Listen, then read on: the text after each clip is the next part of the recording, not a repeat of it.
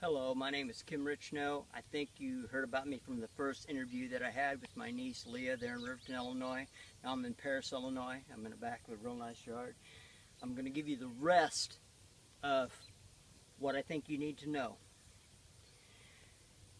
I feel deep inside that if I could go to work every day and not have to put gas in my car, and that the money that I put in fuel just to travel back and forth to work would be so much better if I could put it into a 401k or a retirement.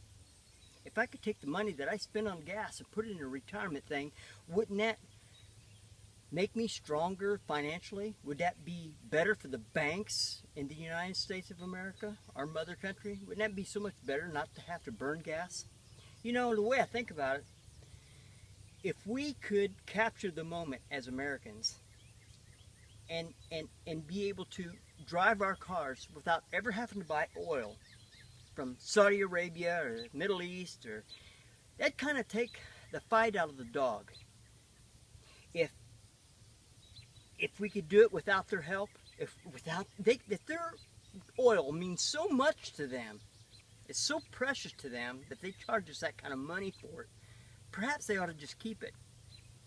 Because right here in America, we got some good down home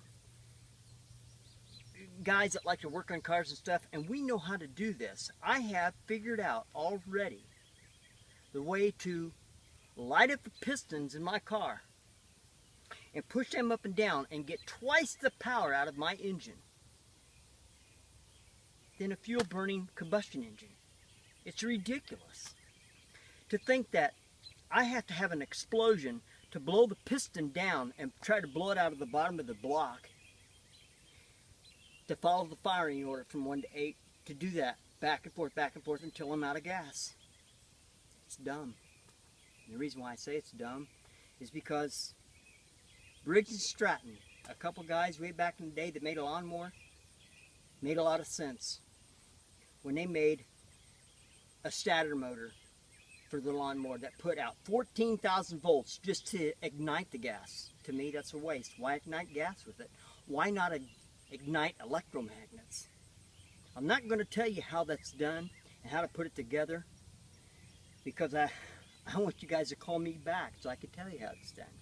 I want you guys to listen to what I got to say, and if everything works out and you like me, call me up. I'll send you a non-disclosure confidentiality form, and then maybe we can get going on this. Maybe we can take America back, because that's what it really comes down to. It comes down to ingenuity, good old American ingenuity, and a bunch of good guys come together for one common cause, a bunch of magnificent men that's got some great ideas. And I've got great ideas, I just don't have deep pockets like you. I need to sit down with you and have time with you. I can't just pick up a phone and call you because I don't know how to get a hold of you. I've been trying to get a hold of Tom Steyer now for about 3 months, and he's wanting to save the planet too, but you can't get a hold of him because he's like, his status is so high. And that's really a shame. My status ain't that way. I'm a coal miner. I work 400 feet below the ground for the last 37 years. I want out of the coal mine. I want to work with Ben Fleck. You know, I want to work with Matt Damon. I want to work with Arnold Schwarzenegger.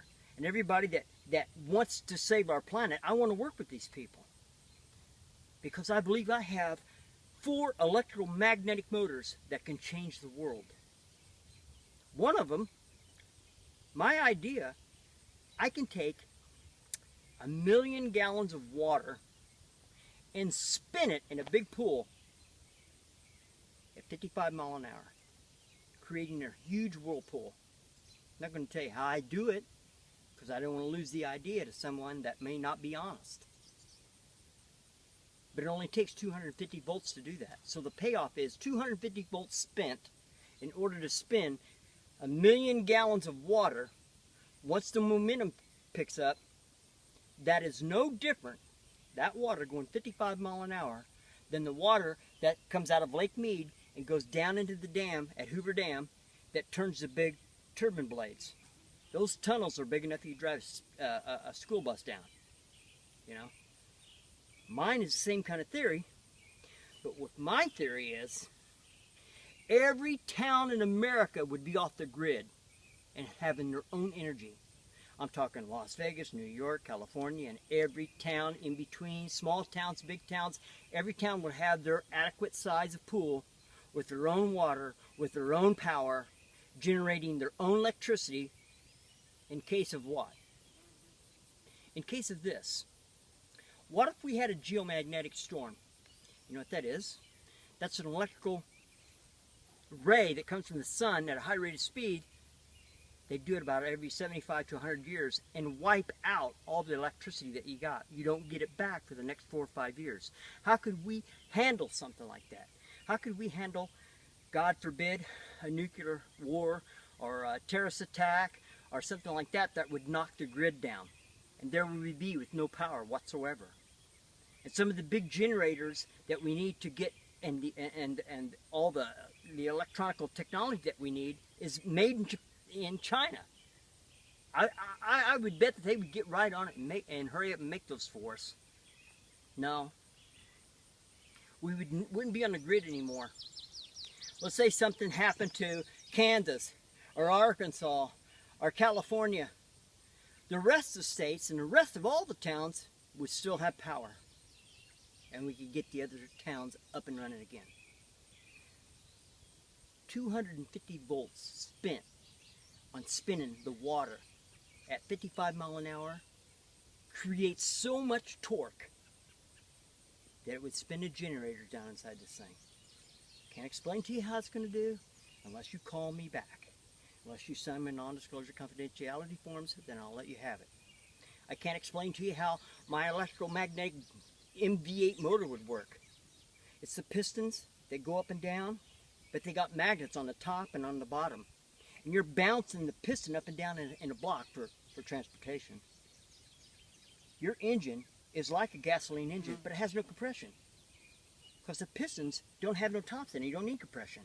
It's a magnetic wave that blows the pistons down and blows that. When number 1 gets blown down, number 8 gets blown up. And the battery thing, well, that's all nice and dandy, but them are very poisonous and very dangerous. Lithium ion isn't something to fool with. When them go bad, there's an accident and they're spilled all over the place. This isn't a good idea. We can create unbelievable amount of voltage in the transmission itself. It's a stator, but I ain't gonna tell you how that goes together either, but I just know that it'll work. Then another one is called the twister. It's basically an auger, and all along this auger, like a corn auger, all along the outer edges of the auger, different sizes of augers for different applications, for different cars, for airplanes, whatever, jets. The electromagnetic wave travels down the outer casing, which would be like a barrel on a shotgun. Ironically enough, the military's already making a weapon out of this. They're wanting to make something to maim and kill, and I'm wanting to use the same theory of the idea to make a new jet, so to speak, a new jet engine. The electromagnetic wave travels down the sides of the casing, hitting the auger and spinning the auger, because that's what the electromagnetic wave will do. It will go right along the sides of the auger, the magnetic wave will, and it will twist it because of the configuration of the auger itself will cause it to twist. And on the other end of the auger is your stator motor creating all the electricity. There are so many things that we can do to make this right. If you feel like me, I want my children to have a better earth. We should leave them a better place. If we don't, then it's all our fault. You know, it's your fault, it's my fault. We know that we can do it. We can pull together and make this happen. We ought to be doing it.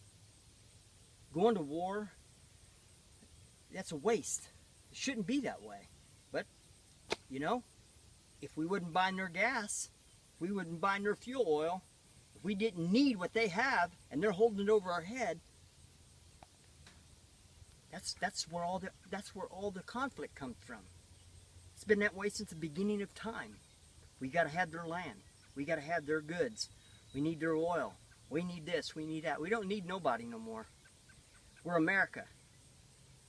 We're patriotic. We can do it on our own.